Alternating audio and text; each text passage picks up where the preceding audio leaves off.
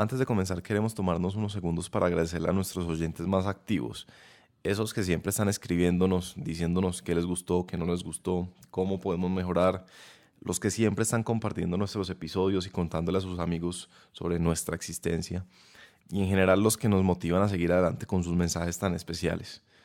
Entonces a Carlos Alberto Álvarez, a Alejandro Becerra en Londres, a Adriana Toledo en Honduras, a Gabriela Rubio, a María José Solano, a Laura Jaramillo, a Belén Panesi en Argentina, muchas gracias. Claramente no son todos y discúlpeme desde ya porque solo podíamos poner unos cuantos nombres, pero al resto de ustedes, gracias y mil gracias. Ahora sí que comience esta historia. Buscamos una sala y la reservamos y nos hacemos ahí. Oiga, podemos hacer Google y pasar por la cocina. Es arriba, ¿no? Ahí cualquier microkitchen. Cualquier microkitchen. ¿Puedo dejar en esta microkitchen? Todo va bien por. Además es muy porque se lo dije a la dueña que no sé, pero te voy a decir lo que tengo, siempre que voy a pedir perdón. Y la gente que tanto usa estas vainas. ¿Qué tanto usa qué vaina? Como en general, todo. En la sala de juegos, Mucho, o sea, ahorita raro que lo tenga una política. Hay por ejemplo, después de almuerzo siempre se me para. Entonces, Champions y eso, siempre vemos ahí. Y pues los juegos se usan. Un viernes al mes siempre hay como tarde de juegos. Ajá. Y hay como tabla. Chévere. Entonces te juegan todo y va haciendo puntos y al final del año alguien gana un premio. Es como para interactuar y para mamar gallo. Bienvenidos, esto es 13% y hoy no estamos en nuestro estudio habitual.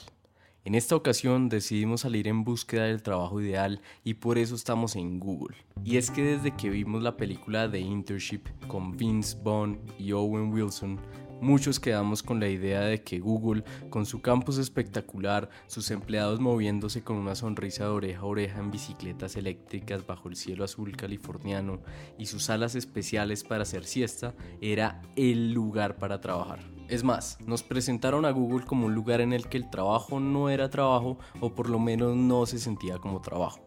Uno de esos trabajos idílicos en el que el trabajo y la diversión se relacionan como si no fueran fuerzas opuestas en un mundo en el que pareciera que cada vez se trabaja más y se vive menos. Quisiéramos entonces revivir esa fantasía y descubrir si Google, incluso en una ciudad a veces hostil y gris como Bogotá, era ese paraíso de felicidad en el que Vince Vaughn se desliza en un trampolín. Y es que seamos sinceros, el contraste de nuestras oficinas corporativas y rígidas con la imagen de las oficinas abiertas y llenas de vida en algún momento nos han llevado a pensar que tal vez la solución de todo es irse a trabajar a Google. Normalmente a mí me gusta llegar a la oficina más o menos a las 8:15, que yo diría eso es un poquito temprano, todo el mundo llega alrededor de las 9. Lo primero que hago es leer noticias, sobre todo de temas digitales. ¿Qué lee? Leo de todo, me gusta mucho Twitter porque me parece que hace una curación muy buena de las noticias, y leo Google News, que es la plataforma de Google también de noticias. Eso sí, yo llego acá y no sé a qué horas voy a salir. Un día me voy a las 4 de la tarde, pero otro día me voy a las 9 de la noche. Es supremamente impredecible.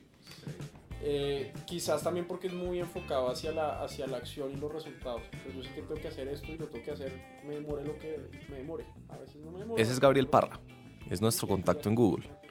Es el que aceptó hacernos un tour por las instalaciones y contarnos sobre la cultura de Google. Pero lo que comenzó siendo una historia sobre Google rápidamente se convirtió, en la historia de Gabriel. Y es que esta es una historia sobre los trabajos ideales. Es una exploración para entender si Google es el que tiene la respuesta de todo este lío que nos armamos hace más de 20 episodios cuando decidimos preguntarnos qué tiene que pasar para que todos tengamos trabajos que nos apasionen. Es en últimas un intento por responder la pregunta última, la del huevo y la gallina. ¿De quién es la culpa que haya tanta gente por fuera del 13%? ¿De la organización o de uno? Bienvenidos a 13% Pasión por el Trabajo. Yo soy Nicolás Pinzón. Y yo soy Andrés Acevedo, y nos parece absurdo que solo el 13% de la población mundial ame su trabajo. Por eso creemos que es vital contar las historias de esa minoría especial, esa que no odia los lunes ni espera impaciente a que llegue el viernes, ni trabaja solo por dinero. Con la ayuda de todos ustedes queremos darle un nuevo sentido a esa parte de nuestras vidas que se llama trabajo.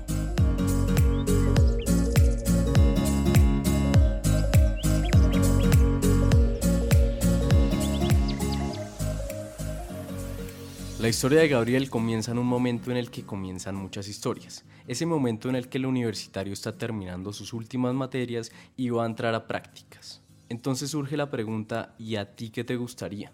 Y a Gabriel, que a lo largo de su carrera le habían gustado los números y las finanzas, se me ocurrió que quería ser banquero de inversión. Y así fue como empezó mi carrera. Yo con el sueño típico de quiero ser banquero de inversión, quiero hacer muchísimo dinero, me encantan los números, me encantan las finanzas. Y mi primera práctica, yo la hice allá en New Orleans en UBS Wealth Management.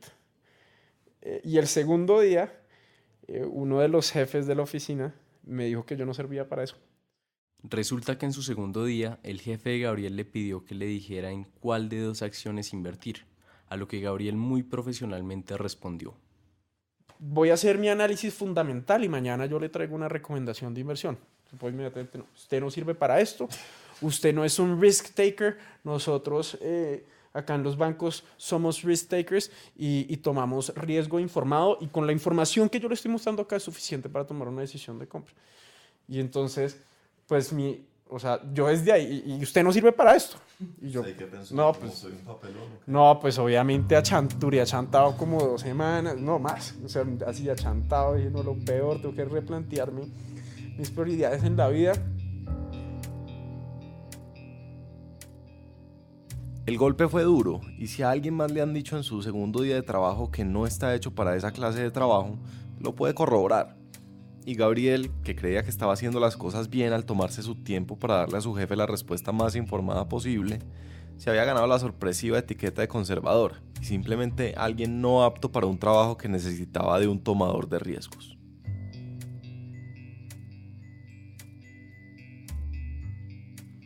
Desde el día 2, entonces, Gabriel no encajó en la cultura de esa organización, de su primera organización, y quedó tan desubicado como mosco en leche. A eso había que sumarle que esta era una de esas empresas que le exigían a sus empleados vestirse de traje, pues solo así, se creía, sus importantes clientes les confiarían su dinero. Eso en principio no tiene mucho problema, más allá de que uno se sienta incómodo todo el día. Sin embargo, el hecho de que Gabriel estuviera trabajando en una ciudad como New Orleans, en el sur de Estados Unidos, planteaba un reto adicional, el reto del sudor.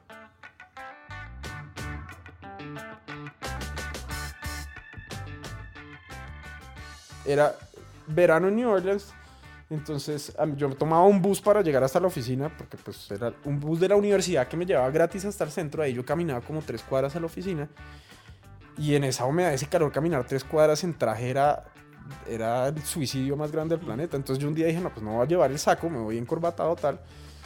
Y llegué así todo sudado, corbata, pero sin saco, y inmediatamente apenas mi jefe me vio, me volvió para la oficina. Me dijo que el banco era de caballeros, que esa no era una forma de presentarse en un banco. Que sí, que si yo creía que así los inversionistas me iban a dar su dinero. Y pues me tocó devolverme.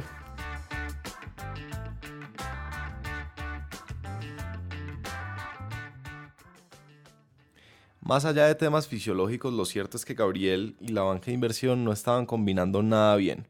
Los choques eran constantes y fluctuaban desde lo aparentemente banal, como tener que ponerse un traje en una ciudad caliente y húmeda, hasta temas más profundos, como los principios mismos de la organización.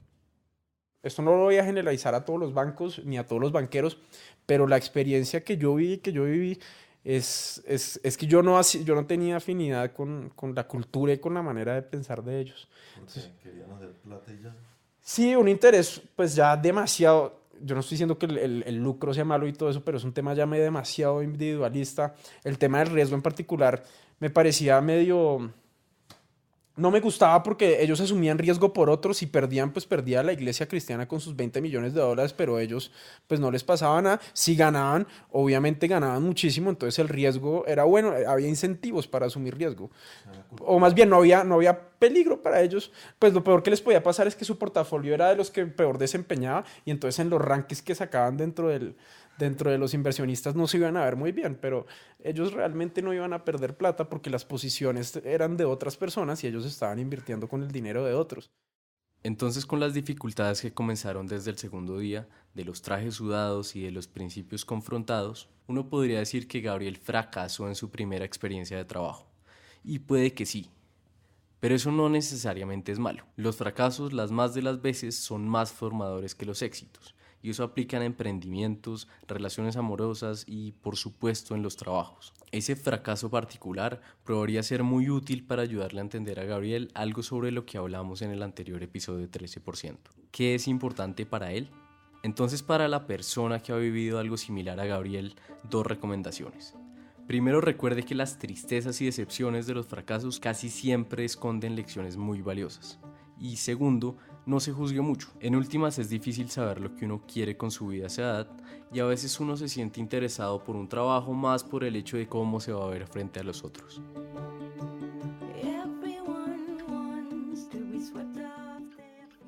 Pero yo pensaba como que eso era una buena carrera, iba a ser exitoso, iba a crecer y pues ahí uno piensa también mucho en términos de, la verdad, del salario que uno va a recibir apenas se gradúe y como de cómo se va a ver ante los demás. Entonces decir que uno era banquero de inversión recién salido de la universidad también era lo más play y sexy del universo. Además en Estados Unidos. Sí, no, en Estados Unidos, si usted, o sea, usted se gradúa y lo contrata a JP Morgan en Nueva York, pues es como lo más sexy del planeta. Y la verdad, o sea, yo pensaba así. No necesariamente me siento muy orgulloso de hacerlo, pero fue el camino que en su momento elegí. No me fue, o sea, claramente me tuve un choque de realidad y fue también lo mejor que me pudo haber pasado para darme cuenta de eso.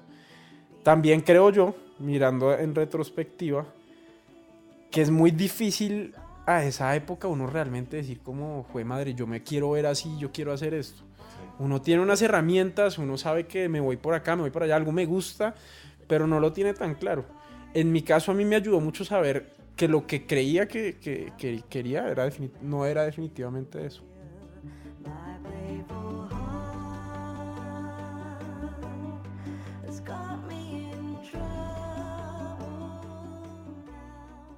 El fin de su experiencia en esa banca significó también el fin de su estancia en Estados Unidos. Y de esa manera, Gabriel Parra, con ganas de quedarse allá, empacó sus maletas y se montó al avión que lo devolvería a Colombia.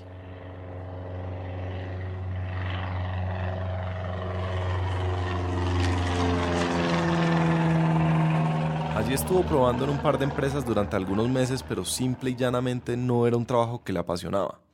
Algo le faltaba y aunque no podía expresar exactamente qué era ese elemento que lo evadía, decidió seguir su instinto y buscar algo más. Comenzó entonces, como muchos hemos hecho, a buscar otro trabajo mientras seguía sentado en su puesto de trabajo. Pero ojo, Gabriel no lo hizo como una actividad esporádica cuando el jefe no está mirando o cuando se despistaba de su labor. Gabriel le metió disciplina y método al asunto y aún más lo convirtió en toda una prioridad. Yo llegaba, y este es el consejo que hoy en día yo le doy a todo el mundo que me dice, yo le digo, llegue a su oficina a las 8:30 de la mañana y de 8:30 a 9:30 de la mañana, sagrado todos los días, su tarea va a ser arreglar su hoja de vida, escribirle a personas que son conocidas, no sé, estar en LinkedIn y dedicarse a eso. Eso fue lo que yo hice. ¿Por qué le parece tan importante?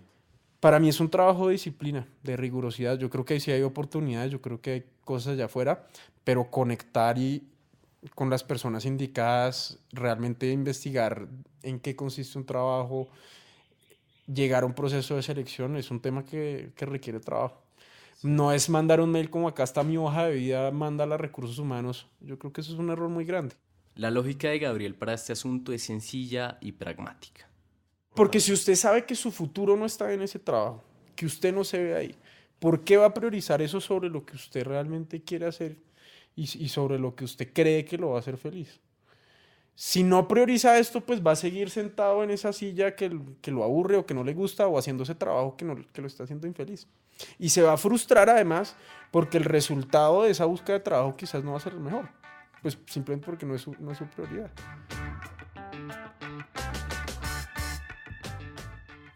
Fue así como Gabriel terminó tomando café con una persona que trabajaba en Google y que le dijo que aunque en el momento no había vacantes, sin duda lo tendría en cuenta para un futuro proceso. Proceso que llegó cuando Google decidió entrar con fuerza a la región y necesitaba personas para abrir mercado en Centroamérica y el Cono Sur. Y entonces Gabriel, siendo uno de los candidatos, decidió nuevamente reorganizar sus prioridades.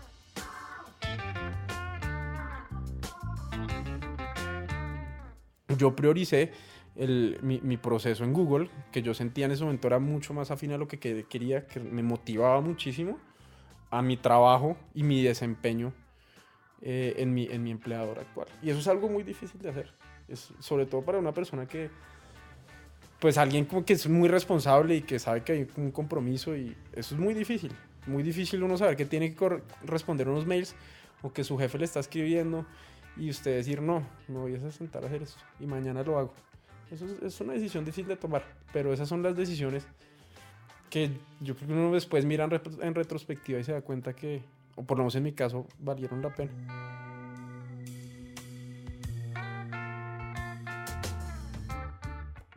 El proceso en Google consistía de 7 entrevistas, cada una con un elevado grado de dificultad y también con muchas oportunidades para cometer errores y dejar malas impresiones. Y Gabriel, que había superado con éxito ya 3 entrevistas, tuvo un lapsus mental tan absurdo en su cuarta entrevista que parecía que todo se iba a la caneca. Antes de conocer el lapsus de Gabriel y lo que eso implicó para su proceso en Google, una breve pausa.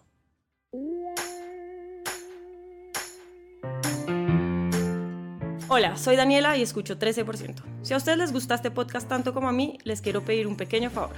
Que compartan las historias de 13%. Suban una historia a Instagram, publíquenlo en Facebook, compártalo por WhatsApp, lo que sea. Solo no olviden taguearlos como @13%, escrito todo en letras. Cada vez que comparten un episodio ayudan a que 13% llegue a más oídos. Ahora sí, que siga la historia.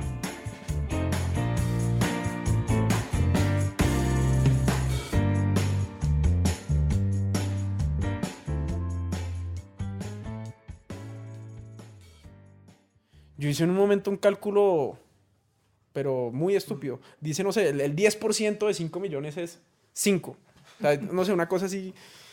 Y después cuando yo salí de la entrevista y como que empecé, y el 10% de 5 millones es 5, y dije, uy, no, mucha bestia. O sea, baila. En ese momento parecía que todos los esfuerzos de Gabriel habían sido para nada, que haber priorizado el proceso en Google por encima de su trabajo no había dado frutos, y todo eso por un lapsus mental desafortunado. Sin embargo, tal vez porque la gente en Google sabía que ese tipo de deslices podrían pasar, o tal vez por razones místicas, a Gabriel lo llamaron a la siguiente entrevista. Y a la siguiente, y a la siguiente, hasta que se acabaron las entrevistas y los reclutadores le dijeron: bueno, usted ya pasó las entrevistas, esto ya se va a paquete. A uno jamás le hablan de salario, nada. Uno le dice, usted se va a paquete, lo vamos a presentar ante un comité en Nueva York, y ese comité ya toma la decisión final con este paquete que nosotros hicimos de si lo contrata o no y bajo qué condiciones, o sea, cuál es su oferta laboral. Y yo, listo, perfecto, yo voy a estar de vacaciones en Hawái con mi familia.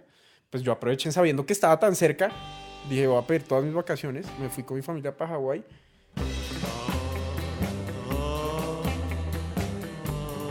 En Hawái, en medio de atardeceres, delfines, volcanes, rituales honolulus en la playa o como quiera que sea Hawái, Gabriel se intentó olvidar de esa decisión del comité de Nueva York y logró por unos momentos relajarse y disfrutar de sus vacaciones, hasta que...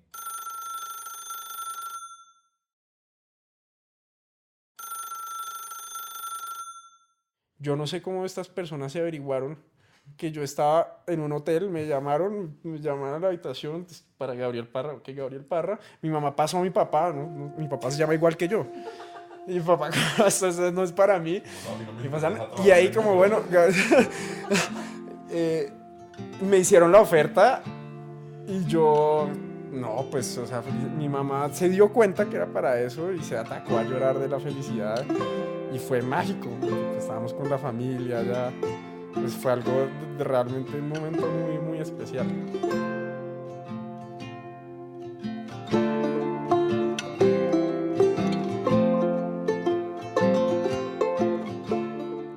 Esta es la historia de cómo Gabriel Parra llegó a un trabajo ideal.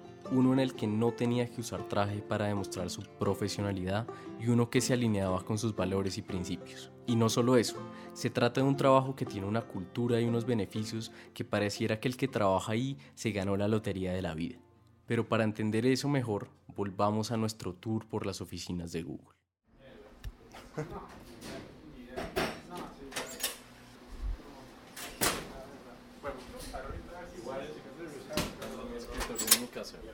¿Se va a trabajar desde ahí? Mi pantalla, mi monitor. Sí. Es más productivo. También buscamos una sala y la reservamos y nos hacemos ahí. Está muy bacana la oficina. Tal vez no escucharon bien, pero lo que le dije a Gabriel es, está muy bacana la oficina. Y sí, la oficina efectivamente parece como la de la película de Owen Wilson. Tiene una sala de juegos en la que se puede jugar billar, ping pong y hasta partidos de FIFA en PlayStation. Tiene una sala exclusivamente para hacer siesta en una cama, que por cierto se ve bastante cómoda. Una sala de masajes, micrococinas regadas por toda la oficina, llenas de frutas, snacks y estaciones de café. Y lo mejor de todo, una cafetería que cuenta con un chef especializado que todos los días les tiene desayuno y almuerzo a cada uno de los empleados de Google. Todo eso sin tener que pagar un solo peso. Entre todos los beneficios de Google, desayuno, almuerzo, cena, puffs, poder hacer siestas, ¿cuál es el beneficio preferido suyo? El beneficio, no, la comida.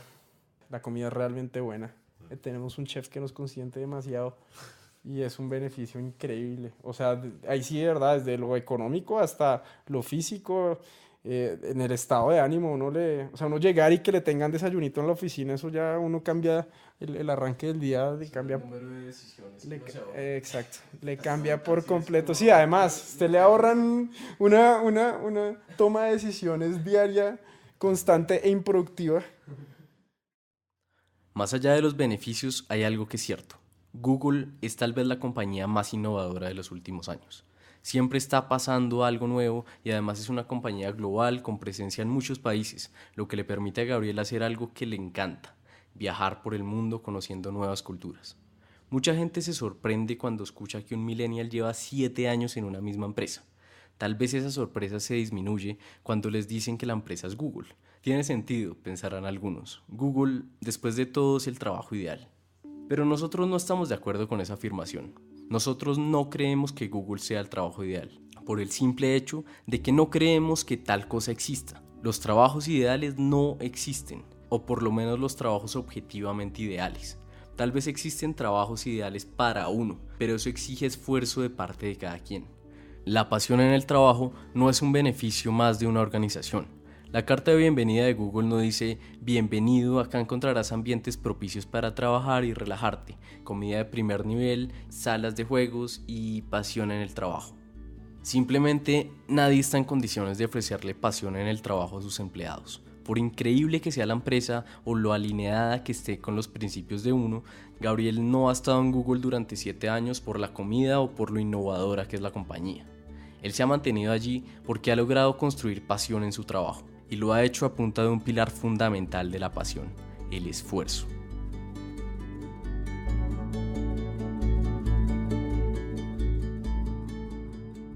Y en este rol yo he sentido que he aprendido muchísimo y he sentido que he tenido la libertad para yo elegir aprovechar los recursos de la compañía para yo elegir también las cosas que a mí más me gusta hacer. Obviamente sabiendo que hay unos objetivos de negocio detrás. ¿Les suena conocido esto? Es exactamente lo mismo que nos contó el guardia de seguridad Harold Ramírez a finales de la temporada pasada. Es rediseñar sus funciones. Gabriel, como Harold, leyó la descripción de su cargo y tomó la decisión de ir más allá, de redefinir su día a día, de diseñar su trabajo a su medida, de construir en últimas pasión por el trabajo. Hoy en día mi trabajo yo lo he enfocado hacia un tema de digitalización de las pymes, de a través de mis partners ayudar a las pymes a que utilicen tecnología mucho más básica de lo que muchos creerían, para que esa tecnología les ayude a vender y tengan un flujo de ventas o por lo menos de prospección de clientes mucho más estable. Eso, en la vida real, se ve un poco así. No sé, por ejemplo, un cerrajero Usted es una persona que se le quedaron las llaves a la 1 de la mañana y este cerrajero atiende 24 horas. Usted no sabe quién lo puede atender a esa hora. Usted escribe cerrajero 24 horas y este cerrajero tiene un anuncio que dice lo atiendo en su zona en menos de una hora, a la hora que sea, ¿sí? Usted llama con un solo botón o deja sus datos y ese cerrajero está acá y le soluciona el problema. Es un buen resultado para usted como consumidor y un excelente resultado para el cerrajero, pues que de ninguna otra forma hubiera podido llegar a ese cliente. Yo vi como, por ejemplo, un señor que cargaba un recargador de extintores, que es una vaina pesadísima, por toda la ciudad golpeando para hacer recarga de extintores. Gracias a medios digitales, pasó a tener una empresa de equipos contra incendio, con más de 20 empleados. A Gabriel Parra, haber rediseñado sus funciones le ha permitido enfocar su trabajo en ayudar a personas como ese cerrajero o como ese vendedor de extintores a los que literalmente les ha mejorado sus vidas y la de sus familias. Y eso no solo significa estar teniendo un impacto muy importante en el mundo, sino que ha logrado construir su trabajo ideal.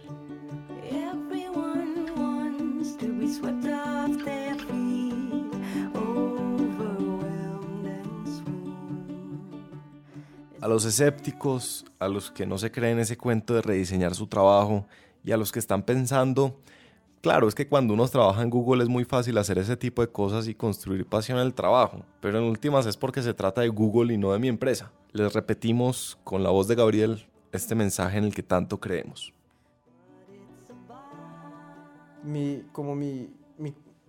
aprendizaje alrededor del amor y la pasión hacia el trabajo es que eso es algo que se construye y que no llega solo.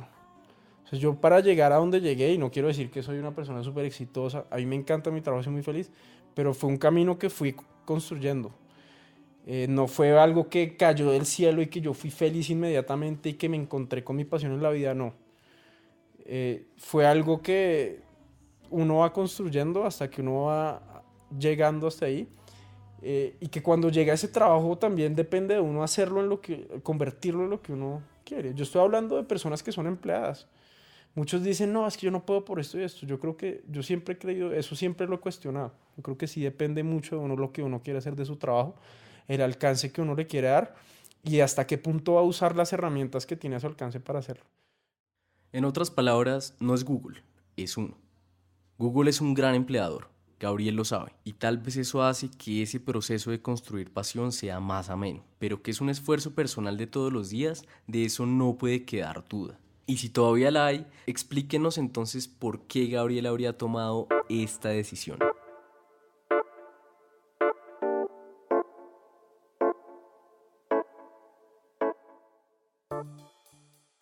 Eso ya es de conocimiento público, y es que trabajo en julio, hasta el julio 31 trabajo en Google.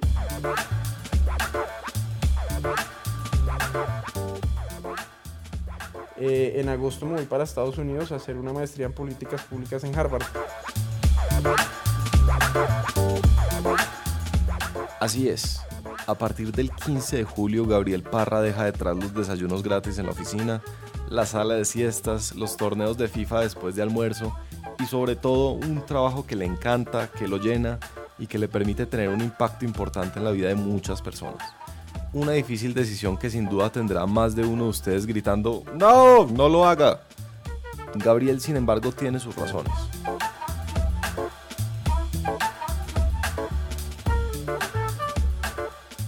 Y no fue una decisión fácil.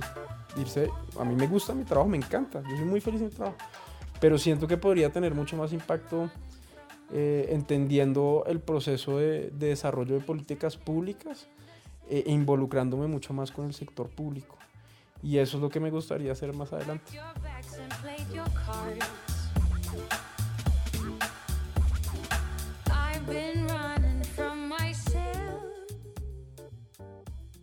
Quiero trabajar por Colombia. Me gusta, creo que Colombia en temas tecnológicos hizo grandes avances años atrás, pero últimamente se ha quedado rezagado. Y con la cuarta revolución industrial, si Colombia no se pone las pilas, creo que va a ser, ya ni siquiera pasa de ser un pitch motivacional de lo que pudiéramos hacer la tecnología, sino lo mal que nos va a ir si no somos competitivos en temas tecnológicos.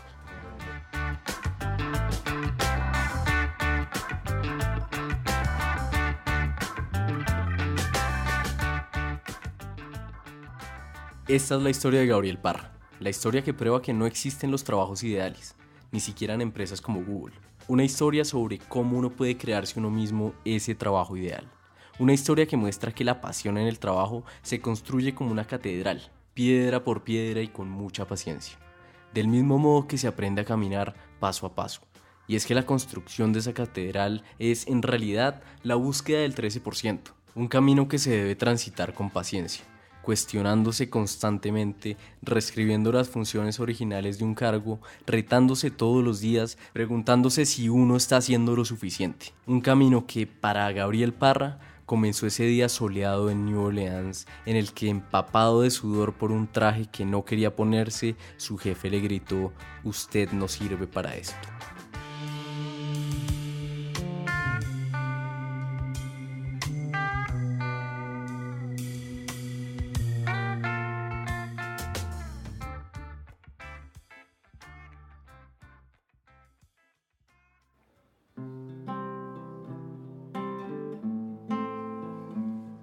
Gracias por escucharnos. Esto fue 13%. Nosotros somos Andrés Acevedo y quien les habla, Nicolás Pinzón. Pueden encontrar todos nuestros episodios suscribiéndose a nuestro canal en aplicaciones como Spotify, Apple Podcast, Google Podcast, YouTube o cualquier otra aplicación de podcast. No olviden seguirnos en Instagram y Facebook, donde nos pueden encontrar como 13%, escrito todo en letras. Ahí está el link de nuestra página web donde pueden descubrir más, incluyendo artículos escritos por nosotros. Si les gustó lo que acaban de escuchar, les queremos pedir un favor. Ayúdenos compartiendo este episodio. Solo así podemos seguir fortaleciendo esta comunidad que busca resignificar la palabra trabajo. Aumentemos esta cifra. Hasta la próxima.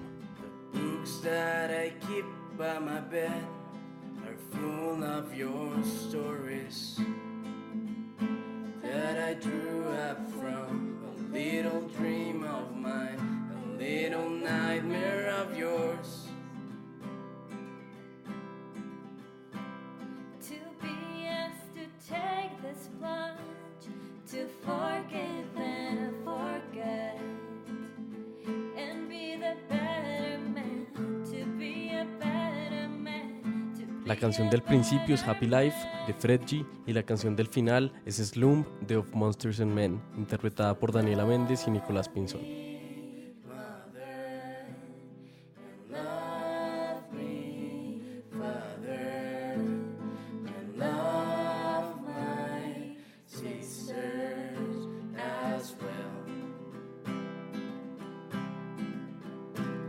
So